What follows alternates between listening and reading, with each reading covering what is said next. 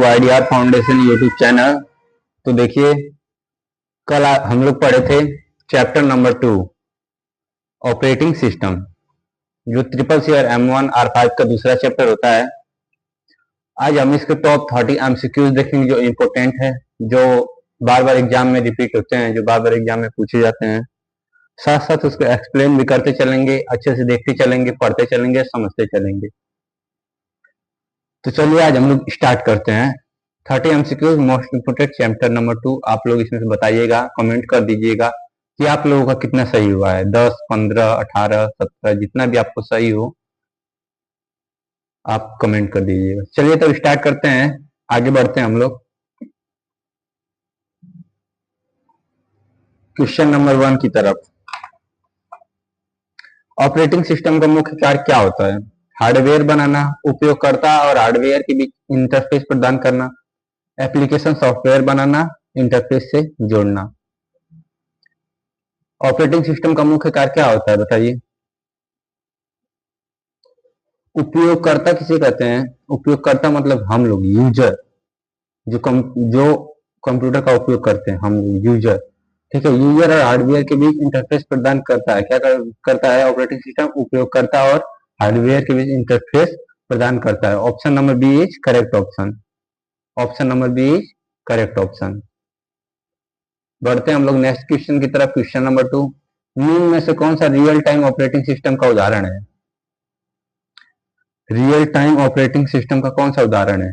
Windows real time operating system का उदाहरण नहीं, MS DOS ये भी नहीं, VxWorks ये भी नहीं। बताइए इसमें से।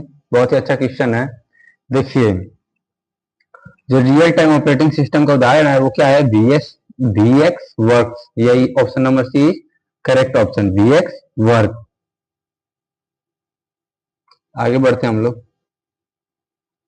मल्टीटास्किंग का अर्थ क्या होता है? मल्टीटास्किंग, ये मैं आपको बताया था। मल्टीटास्किंग का अर्थ क्या होता है? एक समय में एक कार्य, एक उपयोगकर्ता, एक सिस्टम, एक समय में एक से अधिक कार्य करना, एक सिस्टम में कई OS होना। बहुत ही अच्छा क्वेश्चन है। तो देखिए, मल्टीटास्किंग मतलब एक साथ में एक से अधिक कार्य। क्या होता है मल्टीटास्किंग का मतलब? मल्टीटास्किंग का अर्थ एक समय में एक से अधिक कार्य करना, उसी को क्या कहते हैं? मल्टीटास्किंग कहते हैं। Option number C correct option. Option number C correct option. Kernel क्या है? हार्डवेयर का भाग, सॉफ्टवेयर का बाहरी भाग, ऑपरेटिंग सिस्टम का मुख्य भाग, एप्लीकेशन सॉफ्टवेयर। देखिए, कर्नल क्या है? ये क्या है? ऑपरेटिंग सिस्टम का मुख्य भाग है। क्या है? ऑपरेटिंग सिस्टम का मुख्य भाग है। Option number C is correct option. Option number C is correct option. आगे चलते हैं हम लोग क्वेश्चन नंबर 5 की तरफ। निम्न में से कौन सा ओपन सोर्स ऑपरेटिंग सिस्टम है? बहुत ही अच्छा क्वेश्चन। निम्न में से कौन सा ओपन सोर्स ऑपरेटिंग सिस्टम है? विंडोज ओपन सोर्स नहीं है, मैक ओएस ये भी ओपन सोर्स नहीं है, डॉस ये भी ओपन सोर्स नहीं है। तो कौन सा बचा? लिनक्स। कौन सा बचा? लिनक्स। तो लिनक्स क्या है? ओपन सोर्स है। Option number B is correct option, Linux. Linux बहुत ही इंपॉर्टेंट है, बहुत ही जगह इसका यूज अभी भी किया जाता है। अच्छी अच्छी प्राइवेट सेक्टर की जो कंपनियां होती हैं उनमें लिनक्स का ही ज्यादातर यूज किया जाता है। Option number B is correct option. आते हैं हम लोग नेक्स्ट क्वेश्चन की तरफ। क्वेश्चन नंबर 6, हार्डवेयर और सॉफ्टवेयर के बीच संबंध क्या है? दोनों स्वतंत्र होते हैं। हार्डवेयर बिना सॉफ्टवेयर के काम करता है, सॉफ्टवेयर बिना हार्डवेयर के काम करता है। दोनों एक दूसरे पर निर्भर होते हैं। बताइए आप लोग। ये मैं कल आपको बहुत ही अच्छे से बताया था कि हार्डवेयर अगर नहीं है तो सॉफ्टवेयर का कोई काम नहीं रहेगा, सॉफ्टवेयर नहीं है तो हार्डवेयर का भी कोई काम नहीं रहेगा। दोनों एक दूसरे पर क्या होते हैं? निर्भर होते हैं। क्या होते हैं? निर्भर होते हैं। Option number D is correct option. Option number D is correct option. निम्न में से कौन सा सिस्टम सॉफ्टवेयर है? क्वेश्चन नंबर 7, निम्न में से कौन सा सिस्टम सॉफ्टवेयर है? MS word, Photoshop, operating system, browser. बताइए इसमें सिस्टम सॉफ्टवेयर कौन सा है? देखिए, MS वर्ड है और जो फोटोशॉप है, MS वर्ड है और जो फोटोशॉप है, ये सब क्या है? एप्लीकेशन सॉफ्टवेयर में आ जाएंगे। कौन से सॉफ्टवेयर में? एप्लीकेशन सॉफ्टवेयर में। और ब्राउजर किस में आएगा? ब्राउजर मतलब वो वेब ब्राउजर जैसा हो जा रहा है। तो कौन सा होगा? Option number C. System software का उदाहरण क्या है? Operating system. Option number C correct option. आगे बढ़ते हैं हम लोग क्वेश्चन नंबर 8 की तरफ। एप्लीकेशन सॉफ्टवेयर का मुख्य उद्देश्य क्या है? एप्लीकेशन सॉफ्टवेयर का मुख्य उद्देश्य क्या है? सिस्टम को नियंत्रित करना, उपयोगकर्ता के विशेष कार्य करना, हार्डवेयर बनाना, मेमोरी नियंत्रित करना। बताइए। सिस्टम को नियंत्रित करना, उपयोगकर्ता के विशेष कार्य करना, हार्डवेयर बनाना, मेमोरी नियंत्रित करना। देखिए, हम आपको क्या बोला था? एप्लीकेशन सॉफ्टवेयर की किसी एक चीज के लिए बनाया जाता है,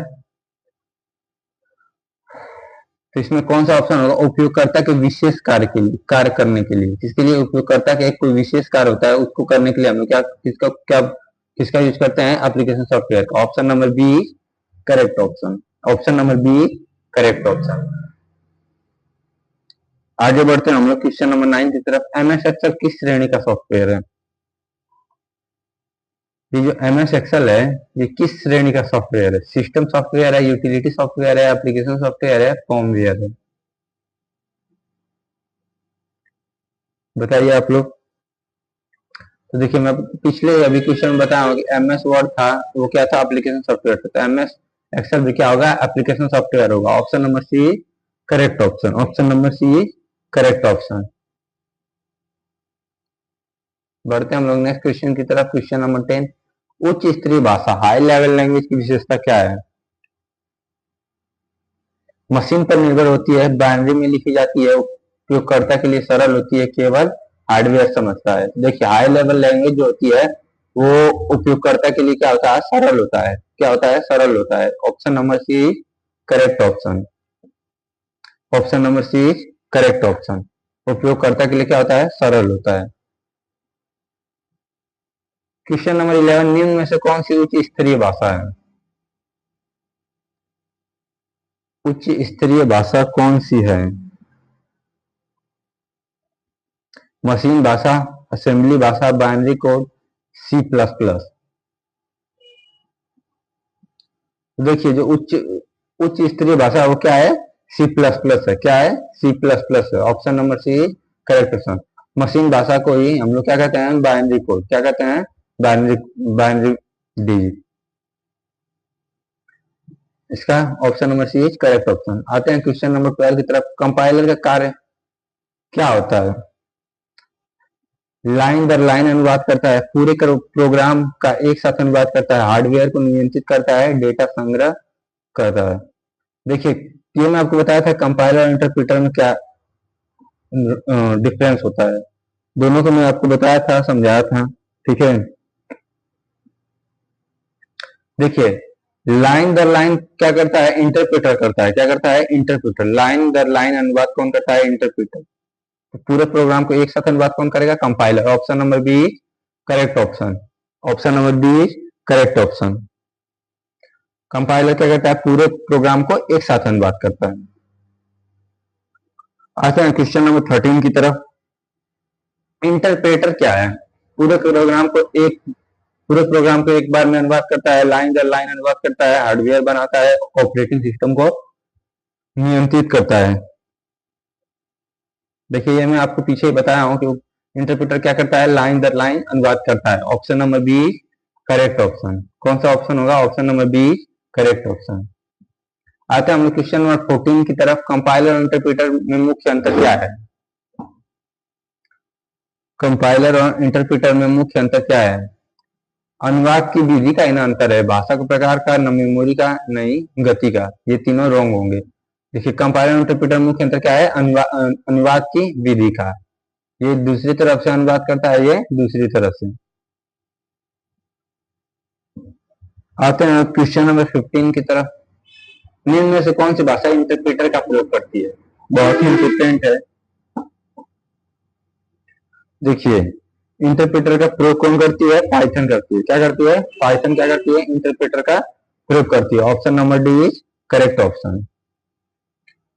क्वेश्चन नंबर 16 देखते हैं। ब्राउजर का मुख्य कार्य क्या है? डेटा स्टोर करना, इंटरनेट, वेब पेज दिखाना, वायरस हटाना, ऑपरेटिंग सिस्टम इंस्टॉल करना।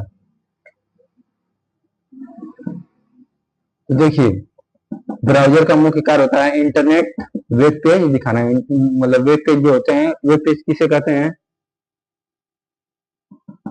देखिए, जो वेब पेज होते हैं, जो कोई भी एक वेबसाइट खोलते हैं तो उसके जिस पेज पे हम लोग रहते हैं उसे क्या कहते हैं? Web page. और कलेक्शन ऑफ वेब पेज बराबर वेबसाइट।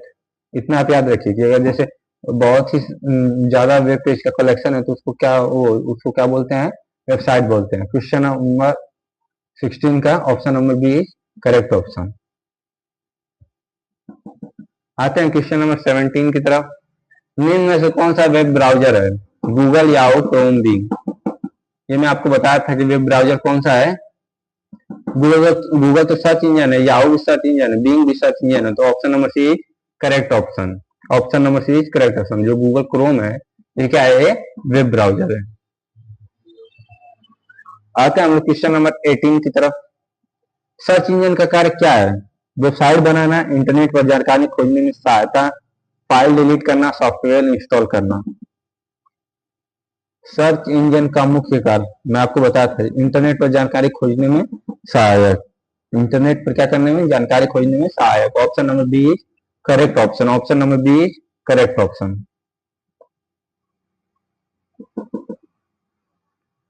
क्वेश्चन नंबर 19 की तरफ चलते हैं हम लोग। निम्न में से कौन सा सर्च इंजन है? इसमें सर्च इंजन पूछा। देखिए, फायरफॉक्स ये क्या है? ये भी एक वेब ब्राउजर है। क्रोम भी एक वेब ब्राउजर है। विंडोज भी क्या है? विंडोज क्या है? ऑपरेटिंग सिस्टम है। तो option number C is correct option. Sir, Google क्या है? एक सर्च इंजन। क्या है? सर्च इंजन है। Option number C is correct option. Browser और सर्च इंजन में क्या अंतर है? What is difference between browser और सर्च इंजन? दोनों समान होते हैं? नहीं। ब्राउजर खोज करता है? नहीं। सर्च इंजन एक वेबसाइट होती है। सर्च इंजन एक वेबसाइट होती है। ब्राउजर ऑपरेटिंग सिस्टम है। देखिए, तो इसमें जो सर्च इंजन एक वेबसाइट होती है, ये option number C is correct option. जो भी हम लोग सर्च करते हैं वो क्या होता है? एक वेबसाइट को ही हम लोग सर्च करते हैं। Option number C is correct option. Question number 21। M S DOS किस प्रकार का ऑपरेटिंग सिस्टम है? एम एस डॉस किस प्रकार का ऑपरेटिंग सिस्टम है? जीयूआई आधारित। जीयूआई क्या होता है? इसका फुल फॉर्म बताइए आप। जीयूआई का होता है ग्राफिकल यूजर इंटरफेस। क्या इसका मतलब क्या होता है? ये विंडोज में होते हैं, मतलब जैसे विंडोज और मैकबुक। मतलब जीयूआई से क्या होता है ना कि इसको चलाना आसान होता है। क्या होता है? इस जीयूआई की वजह से हमारे यहाँ छोटे छोटे बच्चे भी कंप्यूटर चला लेते हैं, क्योंकि उसको समझना सीखना आसान होता है। और कमांड लाइन आधारित जो होता है ये थोड़ा सा मुश्किल होता है। तो option number C is correct option. MS DOS में किस प्रकार का ऑपरेटिंग सिस्टम होता है? कमांड लाइन आधारित। जो वो देखे होंगे आप, ब्लैक ब्लैक पूरा स्क्रीन रहता है, उस पर कोड करते हैं उसको चलाने के लिए। Option number C is correct option. GUI का पूर्ण रूप क्या है? Graphical user interface. Option number A is correct option. आते हैं हम लोग क्वेश्चन नंबर 23 की तरफ। फॉर्म में क्या होता है? हार्डवेयर होता है? नहीं। रोम में संग्रहित software? Yes. Application software? No. Browser? No. तो देखिए, फॉर्मवेयर क्या होता है? रोम में जो संग्रहित सॉफ्टवेयर होते हैं उसे क्या कहते हैं? फर्मवेयर कहते हैं। क्या कहते हैं? फर्मवेयर कहते हैं। Option number B is correct option. Question number 24। Utility software का उदाहरण कौन सा है? एंटीवायरस, एमएस वर्ड, लिनक्स की भाषा। यूटिलिटी सॉफ्टवेयर का उदाहरण बहुत ही इंपॉर्टेंट क्वेश्चन है।